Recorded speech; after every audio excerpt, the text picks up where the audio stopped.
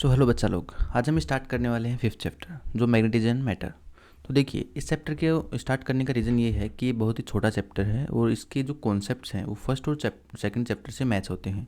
तो रिसेंटली हमने फर्स्ट और सेकंड चैप्टर कंप्लीट किया है, इसलिए मैं डे 7 के अंदर आज आपको कराने वाला हूँ फिफ्थ चैप्टर, जिसके अंदर बेसिक प्रॉपर्टीज़, बेसिक डेफिनेशन ही यूज़ होने वाली हैं। ज़्यादा हायर डेरिवेशन वगैरह कुछ भी नहीं है इस चैप्टर में। तो ये बेसिकली एक ही लेक्चर में ख़त्म हो जाएगा, छोटा सा चैप्टर है। चलिए शुरू करते हैं।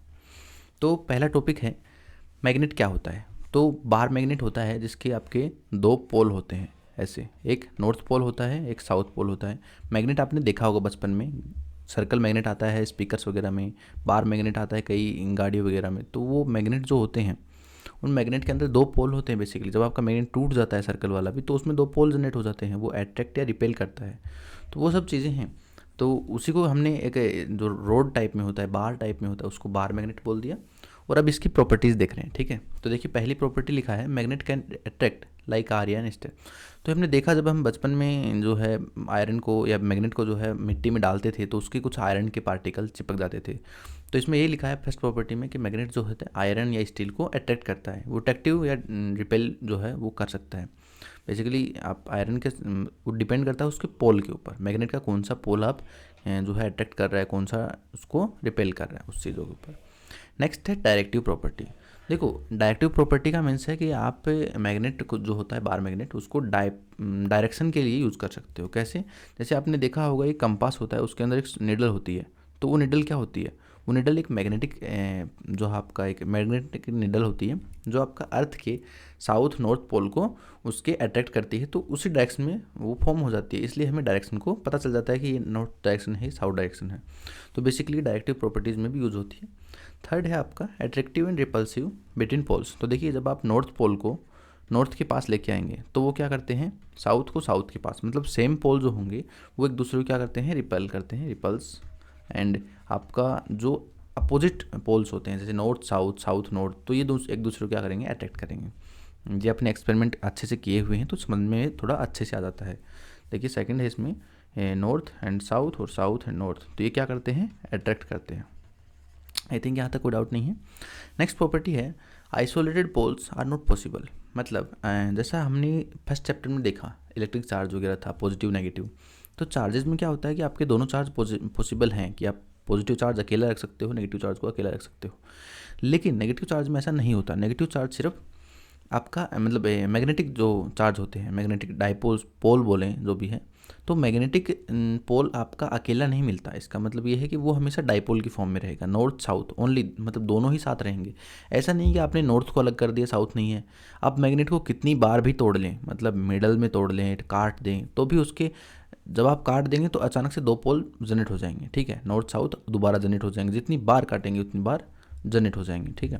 तो ये आपका बोल रहा है कि आइसोलेटेड पोल जो है मैग्नेटिक फील्ड, मैग्नेटिक जो है मैग्नेटिक पोल जो है वो आइसोलेटेड फॉर्म में नहीं होते, ठीक है। ये हो गई बार मैग्नेट की प्रॉपर्टीज़। अब चलते हैं नेक्स्ट स्लाइड के ऊपर, जिसमें हम देखेंगे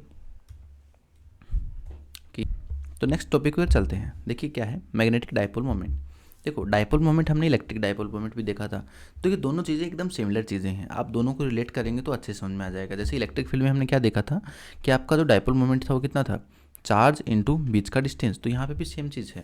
जैसे मान लेते हैं आपका ये बार मैग्नेट है, इसका ये नॉर्थ पोल है, इसका ये साउथ पोल है। तो होता क्या है कि इन दोनों का जो डाइपोल मोमेंट आएगा, मैग्नेटिक डाइपोल मोमेंट, वो कितना होगा, इनका जो है पोल स्ट्रेंथ होता है m, मान लेते हैं ये m जो है ये क्या है, पोल स्ट्रेंथ। और इनके बीच का डिस्टेंस हमें कितना लेना है, अज्यूम कर लेते हैं 2l। तो इसका डाइपोल मोमेंट कितना आ गया, m इंटू 2l। इसको डाइपोल मोमेंट बोलते हैं m को, ठीक है, डाइपोल मोमेंट। तो ये एक ही मतलब सिमिलर चीज़ें हैं। आपने अगर इलेक्ट्रिक डाइपोल मोमेंट अच्छे से पढ़ लिया तो उसको बाद में ये रिलेट करना बहुत ईजी है। यहाँ पे सिर्फ चार्ज की जगह क्या जाता है, पोल स्ट्रेंथ m और लेंथ सेम रहती है। तो ये हो गया मैग्नेटिक डाइपोल मोमेंट।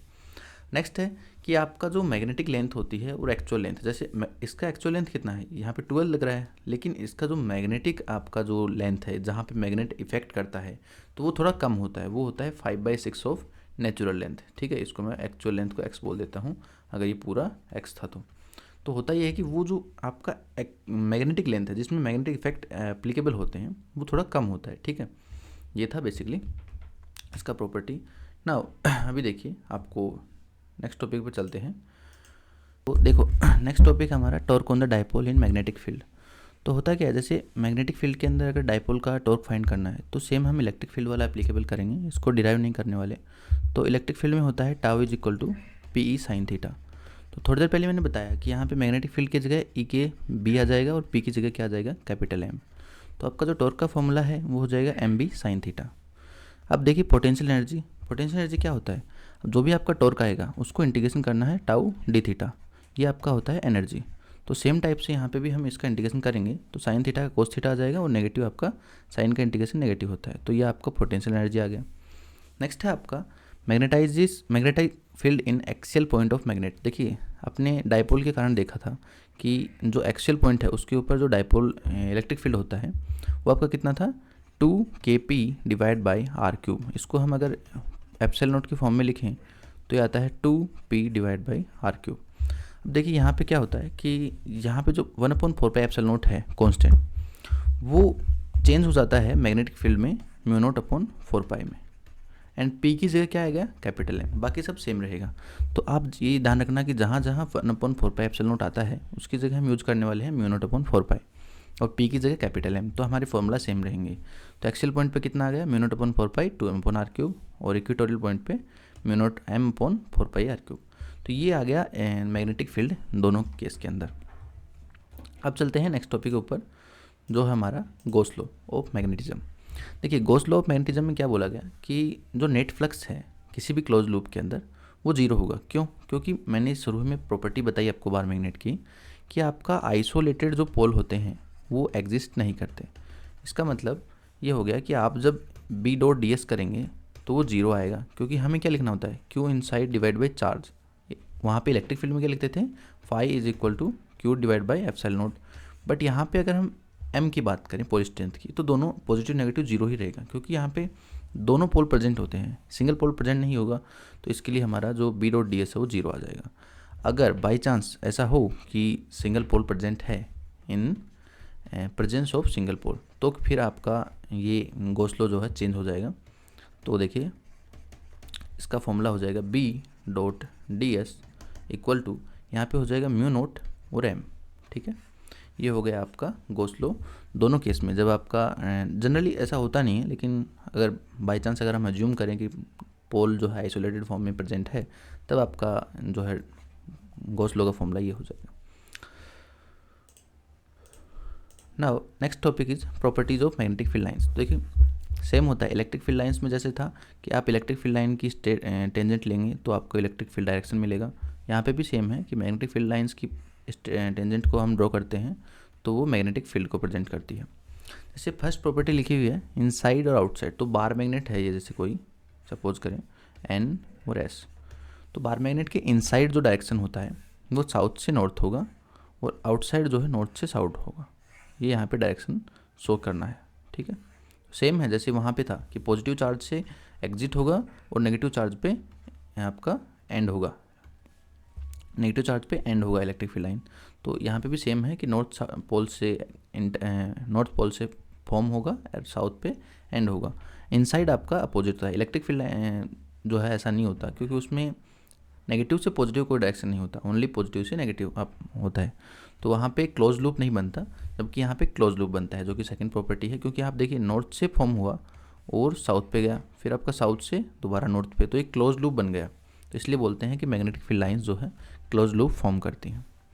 नेक्स्ट है कांट इंटरसेक्ट। तो मैंने बताया कि जैसे दो अगर फील्ड लाइंस इंटरसेक्ट करेंगी तो एक पॉइंट के ऊपर डिफरेंट डायरेक्शन शो होंगे, क्योंकि दोनों की जब आप टेंजेंट ड्रॉ करोगे तो एक P1 एक B2। अब एक पॉइंट के ऊपर दो मैग्नेटिक फील्ड एग्जिस्ट नहीं कर सकते, तो ये मैग्नेटिक फील्ड लाइंस का भी इंटरसेक्ट नहीं कर सकती। नेक्स्ट है एग्जिस्ट इन एवरी मटेरियल। तो मैग्नेटिक फील्ड जो होता है हर एक मटेरियल के अंदर एग्जिस्ट करता है। हो सकता है स्ट्रेंथ कम हो, किसी का ज़्यादा हो, कोई पैरामैग्नेटिक हो, कोई डायमैग्नेटिक हो, जो हम आगे देखेंगे। नेक्स्ट देखिए, नेक्स्ट टॉपिक है मैग्नेटाइजेशन इंटेंसिटी। इसमें क्या होता है कि आपका मैग्नेटिक मोमेंट जो होता है, जितना भी आपने मैग्नेटिक फील्ड में रखा है फिर कैसे भी किया, तो किसी मटेरियल के अंदर कितना मैग्नेटिक मोमेंट डेवलप हुआ पर यूनिट वॉल्यूम में, उसको बोलते हैं magnetisation intensity.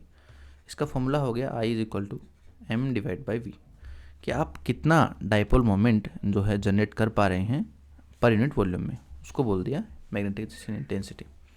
Now magnetising intensity, देखो दो चीज़ें थी, एक मैग्नेटाइजेशन इंटेंसिटी थी जिसको हमने आई से लिखा है, एक मैग्नेटाइजिंग इंटेंसिटी जो मैग्नेटाइज करता है किसी मटेरियल को, एच, तो उसका फॉर्मूला होता है B divide by mu naught. ये आपका लिखा जाता है magnetic field divide by permeability of air, ठीक है, मैग्नेटिक परमिएबिलिटी। ये हो गया मैग्नेटाइजिंग इंटेंसिटी जो आपका किसी मटेरियल को मैग्नेटाइज करने के काम आता है। नेक्स्ट टॉपिक है ससेप्टिबिलिटी। देखिए ससेप्टिबिलिटी क्या होती है, इसको हम काई से शो करते हैं और काई का जो फॉर्मूला है वो होता है ratio of magnetization intensity per unit volume. कि जैसे मान लेते हैं मैग्नेटाइजेशन इंटेंसिटी हमने कितना लिखा आई और डिवाइड बाय वॉल्यूम वी, तो ये जितनी भी इंटेंसिटी पर यूनिट वॉल्यूम में, इंटेंसिटी का मतलब मैग्नेटाइजेशन मतलब magnetic moment per unit volume, और यहाँ पे मैग्नेटाइजेशन इंटेंसिटी को बोल देते हैं कि आई अपॉन वी, तो ये हो गया काई, ठीक है। काई जो होती है वो यूनिटलेस होती है, इंटेंसिटी और इनका सेम होता है, तो ये यूनिटलेस बोली जाती है ना। रिलेटिव परमिएबिलिटी कितनी होती है, देखिए इसको हमने लिखा permeability with respect to air of substance. तो रिलेटिव परमिएबिलिटी मतलब है कि आप किसी मटेरियल का, किसी सब्सटेंस का, उसका मैग्नेटिक बिहेवियर चेक करने के लिए यूज़ की जाती है कि वो कितना मतलब उस मैग्नेटिक फील्ड के अंदर रखने पे कितना फॉर्म कर रहा है, उसके अंदर डायपोल्स, मैग्नेटिक डायपोल्स कितने फॉर्म हो रहे हैं, उन सबको ये शो करता है। ये होती है एयर के रेस्पेक्ट में, तो इसको लिखते हैं म्यू आर से। इसका फॉर्मूला हो गया म्यू आर इजिकल टू 1 + काई एम। काई जो है वो ससेप्टिबिलिटी है जैसे मैंने थोड़ी देर पहले बताया, और म्यू आर जो है वो रिलेटिव परमिएबिलिटी। हमारा लास्ट टॉपिक है properties of diamagnet, paramagnet and ferromagnet. देखिए सबसे पहले बात करते हैं मैग्नेटिक मोमेंट की। तो मैग्नेटिक मोमेंट, डायमैग्नेट क्या करता है कि उसके अंदर बिल्कुल भी डायपोल्स नहीं होते, उसको आप किसी मटेरियल में रखेंगे वो जो है आपका डायपोल्स जनरेट नहीं करेगा, वो अपोजिट बिहेवियर करता है मैग्नेटिक फील्ड के, तो यहाँ पे मैग्नेटिक मोमेंट 0 होगा। सेकंड है पैरामैग्नेट, उसमें आपका m नॉट 0 होता है, लेकिन वहाँ पे डायपोल्स फॉर्म तो होते हैं लेकिन बहुत ही कम मात्रा में। नेक्स्ट है फेरोमैग्नेटिक, तो फेरोमैग्नेट में आपका डायपोल्स फॉर्म होंगे और इनका जो मैग्नेटिक मोमेंट है उसका वैल्यू भी ज़्यादा होता है। नेक्स्ट है ससेप्टिबिलिटी का वैल्यू, तो डायमैग्नेटिक के लिए नेगेटिव होता है बट स्मॉल होता है, और पैरा और फेरो के लिए दोनों का पॉजिटिव होता है, क्योंकि ये दोनों मैग्नेटिक फील्ड में रखने पे आपका एक अट्रैक्टिव प्रॉपर्टी शो करते हैं पैरा और फेरा, जबकि डायमैग्नेटिक रिपल्सिव प्रॉपर्टी शो करता है। तो फेरो के लिए वेरी लार्ज होता है और पैरा के लिए स्मॉल वैल्यू होता है, बट दोनों में पॉजिटिव होगा। नेक्स्ट है रिलेटिव परमिएबिलिटी, तो डायमैग्नेट के लिए लेस देन 1 होती है और पैरा और फेरो के लिए ग्रेटर देन 1 होती है, लेकिन फेरो के लिए हम बोलते हैं मच ग्रेटर देन 1, ठीक है। नेक्स्ट है इफेक्ट ऑफ टेम्परेचर, तो डायमैग्नेट पे कोई इफेक्ट नहीं पड़ता क्योंकि मैग्नेटिक बिहेवियर शो नहीं करता, और नेक्स्ट जो 2 हैं उनमें इन्वर्सली प्रोपोर्शनल होता है, क्योंकि जब भी आप टेम्परेचर को बढ़ाएंगे तो मैग्नेटिक जो इफेक्ट है मतलब प्रॉपर्टीज़ हैं मैग्नेट का वो मतलब डिक्रीज होने लग जाता है। मोशन ऑफ सब्सटेंस, तो move towards weak magnetic field, मतलब डायमैग्नेटिक क्या करता है, वीक मैग्नेटिक फील्ड की तरह आकर्षित होता है या कहें कि अट्रैक्ट होता है, जबकि पैरा और फेरोमैग्नेटिक फील्ड जो होते हैं, पैरा और फेरोमैग्नेट वो आपके स्ट्रॉन्ग मैग्नेट फील्ड के तरफ आप कह सकते हैं अट्रैक्ट हो रहे हैं, ठीक है। इसको लिक्विड भी बोला जाता है, सब्सटेंस जो होते हैं जैसे पारा और वगैरह देखा होगा आपने। नेक्स्ट है आपका स्ट्रांगली रिपेल मैग्नेटिक फील्ड, तो डायमैग्नेटिक का ही डायग्राम से शो कर रखा है। जब भी आप डायमैग्नेटिक को मैग्नेटिक फील्ड में रखते हैं तो magnetic field lines outer side से निकल जाती है, मतलब अंदर से नहीं जाती, एक तरीके से रिपल्सिव प्रॉपर्टी शो कर रहा है। जबकि पैरामैग्नेट के अंदर क्या होता है, थोड़ी थोड़ी फील्ड लाइंस जो है उसके अंदर से जाती हैं, क्योंकि वीकली जो है आपका एक कह सकते हैं मैग्नेटिक फील्ड की तरफ अट्रैक्ट करता है। और थर्ड फेरोमैग्नेट जो आपका स्ट्रांगली जो है अट्रैक्ट करता है मैग्नेटिक फील्ड को, तो यहाँ पे काफ़ी सारी, इसलिए काफ़ी सारी मैग्नेटिक लाइंस शो कर रखी हैं। तो ये था हमारा 5वां चैप्टर।